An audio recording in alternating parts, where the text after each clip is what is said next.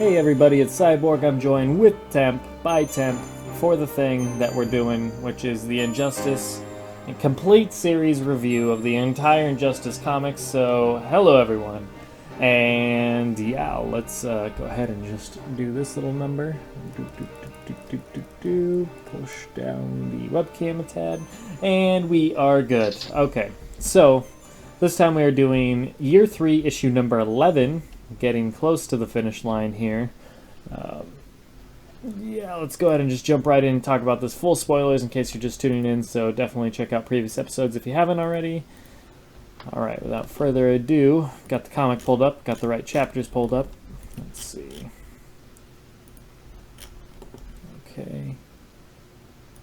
Okay.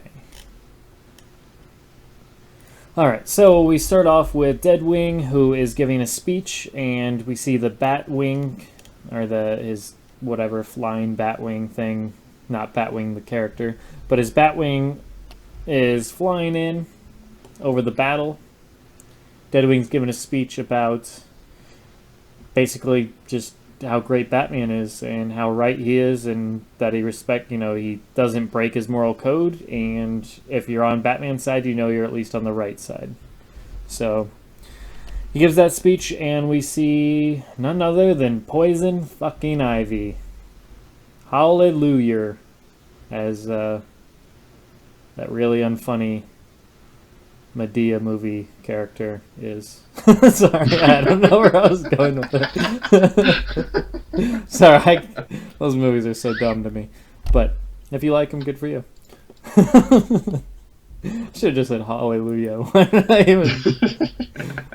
I just had to end it like that. Like, I don't know. It felt right. I've seen my share of Medea movies. Then I think of The Night Before, or whatever, with Seth Rogen. Whatever that movie with Seth Rogen. James Franco. No, I can't. I've actually never seen it. I know what you're talking about. James Franco's in it, but yeah, he's not one of the starring ones. Joseph Gordon-Levitt is one of the starring ones, and then guy that plays, I don't know his name, but the guy that plays Falcon in the Avengers movies and Captain America movies. I didn't know he was in that either. Yeah, he's the other third starring person in there, and yeah, he Seth Rogen in that movie says "Hallelujah" in the movie. Whatever. Okay, we just spent way too long on me just explaining why I wouldn't say it that way. Good stuff. I'm tired. Okay, Poison Ivy. Love that we're getting Poison Ivy in the comic now. That's fantastic. Not sure how I feel about how she's brought in. I think it's really cool that Deadwing brings her in and that he's just like having her fly the Batwing, and then he like pops out of her and just goes down to the battle, and she's like, where am I? And I have no idea how to fly this.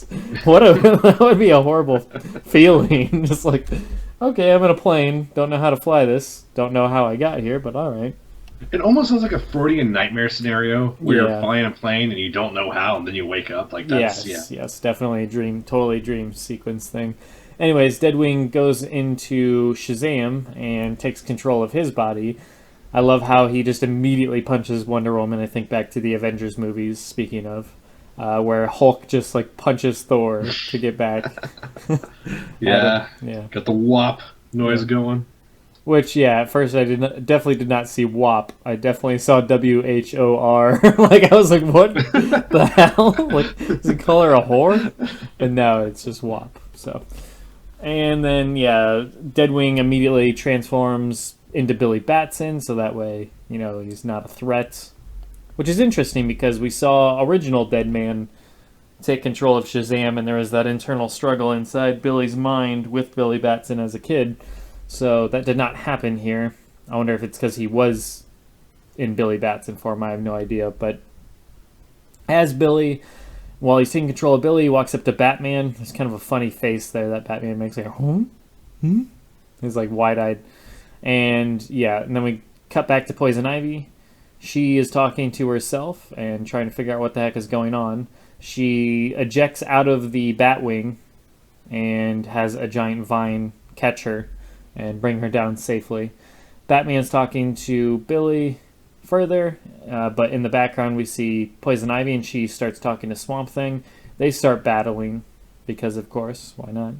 They don't know each other, apparently. And Huntress and Batwoman attempt to go ahead and take down Superman because they think this is the best time to do so. He's weak. And Wonder Woman interrupts their party. Meanwhile, we see Mixia's Pitlick and Trigon battling in the background.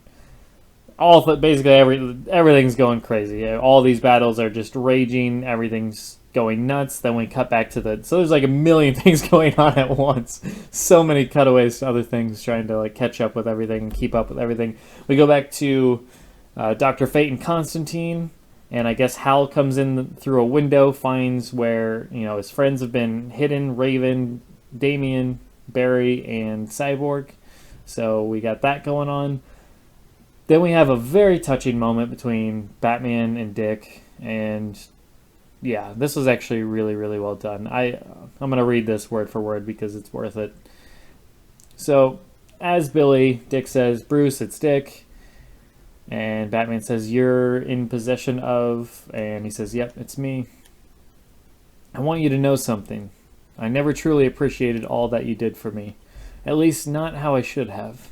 We butted heads so many times over the years, I can't count the number of times I said I hated you. But that was never the truth." Batman says, "I know, Dick. You were a kid." Billy says, Dick says, through Billy, "Let me finish. You didn't just..." He didn't say it like that. "Let me finish." No, he says... that's how I read it, though, in my head. Like, even though I know he wasn't supposed to say like that, yeah. Like, they do come off like that. "Let me finish. Shh, don't talk." No, he says, "Let me finish. You didn't just rescue me from my grief. You protected me and made me into a man. More than that." Batman tries to cut him off. "Stop. It's my fault that Damian..."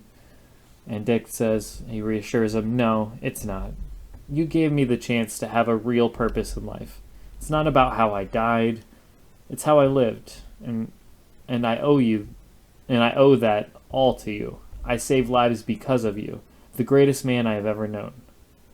The greatest father I ever had. Don't turn your back on Damian. It was an accident. He needs you the way I did." And Batman says, "Thank you, son." Dick then, is going to leave his body, leave Billy's body, and he says, "Now, how about you knock Billy out and get back to fighting? Love you, Dad." And then Batman just bops him on the head. Bam! Yeah, so that was right fantastic. shot to the neck. Yeah, I love Billy's expression. He's just like, "What the hell?" He's just, "Huh?" And yeah, he's just Batman, just cold stone face. Like, he just does not care. There's no expression on his face. And he's not even looking at Billy while he does it. He's just looking ahead. And I love that Deadwing, is just in the background when he says, "Love you, Dad." And he has a smile on his face, "Love you, Dad." And Batman's just like karate chopping Billy in the back of the head. Just like this passive expression as if to say, "Good times, Deadwing, good times." Just on to the next thing. Was this the great moment that you were referencing? Because this is great. No, okay, we'll get to it. But I love this moment. This is probably my highlight of the. I love this. This is probably my highlight of the comic. As much as I'm happy as I'm to see Poison Ivy, I just love the fact. Like, one, I wanted that moment between the two. I said that a couple issues ago that, I understand why they probably haven't had that moment yet because everything that's going on. Granted, this isn't an any better time, but it's still great in the sense that we did get that touching moment. And the fact that he delivered it through Billy, who kind of looked like, a young Dick Grayson as well, was even more effective.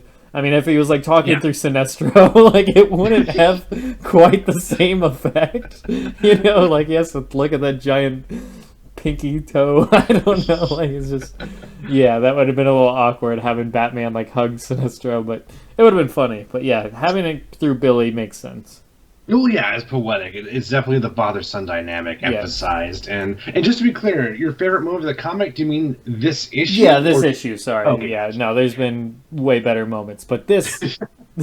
This issue, actually, this was a tremendous moment of this issue. If I had to make a top 10 moments, this might make the list. It was pretty good.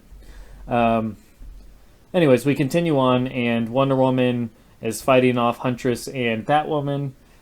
They're having a back and forth, and it ends with, I guess, Wonder Woman. She throws her lasso around Huntress's neck, and then cranks down on it. And I mean, we called this a long time ago. We knew she was on borrowed time, that she would be one of those characters that would likely die for effect, just to kind of ramp things up, because she's not playing a major role. But I'm glad she lived this long. I do like Huntress, but I mean, I'm not like a big fan of the character, but I do like how she looks, and I like I like what she's done in the comic thus far.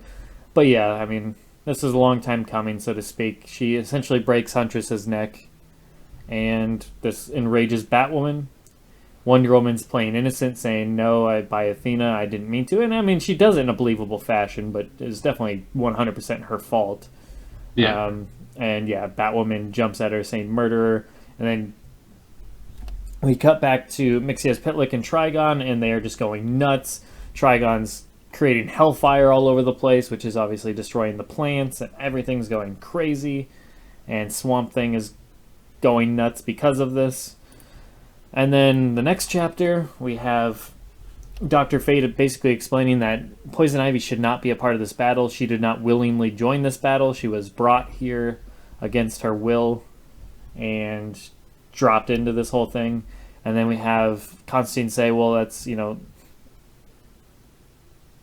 Swamp Thing's the least of our problems right now, because I guess the whole idea was that Poison Ivy was brought in to neutralize Swamp Thing, that those two would battle and essentially cancel each other out. But Constantine then he says that we have a bigger problem to deal with, and that's Hal letting everyone go, letting the Flash go, rescuing Cyborg and all of his other friends. And they have a back and forth with Hal, pinning both of them up against a wall. And they explain to Hal that essentially there's a huge issue going on outside with the magic essentially warping reality, and their universe is getting the dimensions are getting tampered with, and their reality is ceasing to exist, so to speak, or being warped with another reality of some sort. So we see this weird little warped effect on some of the comic panels further and further as we go along. And then eventually we see Poison Ivy and Swamp Thing settle their differences, and they both want to just protect the forest, so they have a heart-to-heart moment. They go from fighting each other, she doesn't even know who he was, but yeah, and then they both realize that they care about the same thing, and that's protecting the forest and plant life, so they stop fighting. And then Batwoman's just unloading on Wonder Woman and actually just beating the absolute crap out of her, but she said she would never stoop to her level to kill her. And then all of a sudden, Batman points to the sky and says, look, their Trigon and Mixias Pitlick battling is what's causing all this disruption in the reality. Superman's having none of this. He starts fighting Bruce, and they go back and forth for a bit. But then Superman realizes, okay, you're right. We need to work together, at least for this brief moment, to stop this. And Hal Constantine suggests the Flash be let go to go ahead and save everyone, and Hal does that. So Flash gets let go. He goes and saves everybody, but for whatever reason, Swamp Thing does not. Because I guess I should explain. Flash saves everybody by bringing them inside the House of Mystery, because the House of Mystery is protected by magical forces, but outside where everyone's fighting is not. So he has the Flash grab everyone and bring them in the house, but Swamp Thing does not allow him to go. He phases through Swamp Thing, so Swamp Thing says he wants him to go, like, let him be. And meanwhile, the lantern rings are losing power. Swamp Thing's losing his connection to the green. Superman's weakened and has no access to the sun. Bruce Wayne's disappearing like Back to the Future. So Marty McFly better hurry up, because he's looking at his picture and Bruce is slowly disappearing. The slow fade up. Yeah, it's like some of his fingers are disappeared, so it looks pretty funny.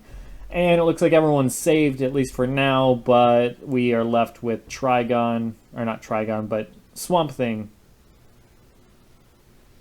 seemingly in hell, burning, and Flash is down on himself because it wasn't good enough. He wanted to save Swamp Thing, but for whatever reason, he could not. So Yeah, and there's a pretty violent image that ends the comic. yeah, yeah, Just him screaming on fire. That's rough. yep, There's a purity to Swamp Thing, so even though he did side with Superman, he never lost his sympathetic qualities. So yeah. yeah. So I don't know. Did Swamp Thing just not want to go, or did Barry start to lose his powers? No, it was definitely loss of powers because when Barry tried to pick him up, which would Yeah, have been hilarious, I wish we could have seen that. His hand went right through him. Reality yeah, was so distorted he couldn't make physical contact with Swamp Thing anymore. He was already metaphysically halfway into the demoniac realm. So right. So yeah, that's what I figured. So yeah, Swamp Thing just tells him to go, and yeah, like you said, we end off with Barry feeling down that he wasn't able to save everyone, and Swamp Thing, like you said, is just burning in hell, essentially screaming in pain and agony. So definitely a rough end for Swamp Thing because it looks like his days are pretty much done right here. I mean, obviously yeah. temporarily, Swamp Thing can pretty much come back from anything, but yeah, Well, I mean, this is interesting. If you sever his consciousness from the dimension, I don't know what he does at that point. Does he replicate? I don't really know how his consciousness works in yeah, terms of he's like sort of like a self-contained Gaia, but like I don't know. It's interesting, a male version of Gaia, I guess, yeah. and a lot more materialistic in essence. But I mean, I assume we have him since we have him in Injustice 2. He does come back, so he's got yeah, to somehow recover from this, unless he's just there for flashback scenes, which that's unfortunate. But I mean, we do have his bio, so either yeah, way, a lot of things to talk about here. I'm going to go back to two things about Ivy. First of all, this is what I was laughing at. When she's waking up in the plane and realizes, like, am I talking to myself? After that, we see the next panel. She just get potato launched out of the fucking airplane, right? Batwing, yeah, whatever, The Batwing, Batplane, yeah. yeah, So I'm wondering, did she do that on purpose to escape, or did Deadwing purposely program the Batwing to fucking potato launch her out once they reach the coordinates? And that just made me giggle. Like that was funny to me. yeah. Like that poor girl. Yeah. I think she's the one that did it because you see the ginormous vine already in the air by the time the hatch is blowing off. So I would assume that she planned it that way, like to escape right then and there Yeah. because she didn't know what the hell she was doing to drive the plane. But I mean, you can take it however you like. Either way is good. Well, the other thing is, this is probably the most revealing I've ever seen Poison Ivy. I mean, you know the character better than I do, but like in the Swamp Thing battle, like it's like Playboy poses, like through and through, like till the very end. So, Yeah, yeah, she does. They do have a couple, yeah, poses like like that. It's interesting. that leaf leotard is riding up fucking high, like Yeah, it's crazy. So I don't know, interesting. She actually does look very. The hair is a little different, but other than that, she is very reminiscent of her appearance in the game. Just less right. detail. It's the only real difference. Yeah, absolutely. Yeah, Injustice 2 definitely have. I mean, she's got the whole, like you said, the suit made of leaves and all of that stuff. She's just missing the cabbage necklace thing, whatever. But yeah, so cool on that. And I do like the way she looks here, so that's very cool. Well, doesn't she normally have some boots or some sort of leggings? Because that's what's really throwing me off. That's what's really giving her that Yeah, sort of Garden of Eden look they got going. which is fitting for her. But yeah, she Yeah. has had the like knee-high boots and stuff in the past as well. So who knows? I'm sure all that'll be gear in the game. But yeah, it'll be interesting to see what she does from here on in the comic. Because especially now that Swamp Thing is seemingly dead, or at least for now. So I'm really curious what role she plays in all of this. So they definitely, last issue I was saying, like they're doing all these things, but they're losing my interest in terms of story. Well, they brought me back in with Poison Ivy because I definitely am curious where her allegiance lies in all of this. I want her to team with Batman because I feel like whenever they have teamed together in the comics, I think it just feels natural. Like it's just they have that chemistry between them. Very similar to how Catwoman and Batman have kind of that chemistry. I think it's just an interesting pairing, especially because anytime you have a villain and a hero team up, as long as it's done right, it's always interesting to me. So I'm hoping we get that. I really don't want her to side with Superman. In Injustice 2, we know she's with the Society, so who knows? Yeah, who knows what happens here? probably worth saying a thing or two about the Huntress. Man, let's take a moment for the Huntress. She made it far in this series, much farther than I ever thought she would. Yeah, we thought she was a goner way back in the Yeah. finale of Injustice 1 when everything was ramping up, or in the year 1, I should say. So yeah, she made it a whole another 3, pretty much 2 extra years, so good on her. So she didn't really do a whole lot, but she had her moments of like doing what she needed to do to help out, so definitely cool. We definitely can't do a top 10 Huntress moments kind of sort of list because probably top 3. I mean, she did have about 3 key moments where she contributed pretty heavily. So I remember she knocked out the guards by shocking them to prevent them from alerting about the pills that they're taking. There was the part with the planes at the airfield. She was part of that whole thing, and I also remember the part where she laughed about Bruce's name. So there you go. There's top 3 moments. Yeah. Good stuff, Huntress. Good stuff. Good job. You done good, kid. Now it's time to rest, unfortunately. But yeah. Anything else you wanted to cover? So we're kind of left off in an interesting situation where they have to work together, but they're all in a house together now. So this is very awkward and weird. Yeah, it's super awkward, yeah. Yeah, it's like, yeah. Yeah. I don't know. Nice to see the Flash. I do kind of feel like what they did to the Flash was a little fucked up. Like, I don't know, like, I would be pretty pissed if I was Barry Allen. Like, because I'm assuming they're not briefing him and all the horrible shit that's happened since he was strapped to a table with a gag in his mouth, so. I wouldn't go that far. I mean, Harley's the one that's sat there and... I mean, now maybe that they're in the Tower of Fate or the House of Mystery that, yeah, they probably hasn't been kept up to speed because they've been just too busy, but I would imagine they're doing everything they possibly can to explain all the crappy things Superman's done since then. Like, you would think that would be, like, first order of business is like, yeah, Flash, so Superman's a Yellow Lantern now, so how do you feel about that? Change anything for you? You ready to side with us yet? So... Yeah, I would have liked to see. I think you're right, but because they do kind of imply that, like in that scene where Damian tells Batman to screw himself, like, yeah, like I think they imply that you guys have a chance to make this right. Sure, absolutely. But yeah, so that pretty much covers the issue. But yeah, we got one more to go, so I really hope they end on a bang. They got to reveal some big things. They got to wrap up some of these strings that they've been going on for several issues. I want to see some closure here. I want to see some big things happen because I don't know, like this year kind of fell down a bit. Not to like crap on it or anything. It's still a tremendous year from top to bottom. Its low point is by no means a low point. It's just not as high as some of the other moments in the year. It's just I felt like year 2 really got at its best towards the end. And to me, that's really strong. It's important to end strong. And I feel like this one is kind of like it hit its homers early on, and now it's just hitting, doubles and triples. So I feel like it's kind of going a little bit back. This was strong, though. This was definitely better than the previous issues. So I'm hoping, since we're heading back in that direction, I'm hoping the last issue really hits it, puts it home to seal the deal. But yeah. Yeah, it feels very much like box checking at this point. Just like, all right, have we taken care of Swamp Thing? Check. Has Superman lost the Yellow Ring? Check. Yeah, that's true. And that's what was being told that year 4 and year 5 do. So I honestly didn't expect it to go into that so soon, to start taking some of these away just to make sure it lines up with the game. Yeah, I don't... Like, there was so much going on. There was so much jumping from one fight to another in here that I'm not even sure.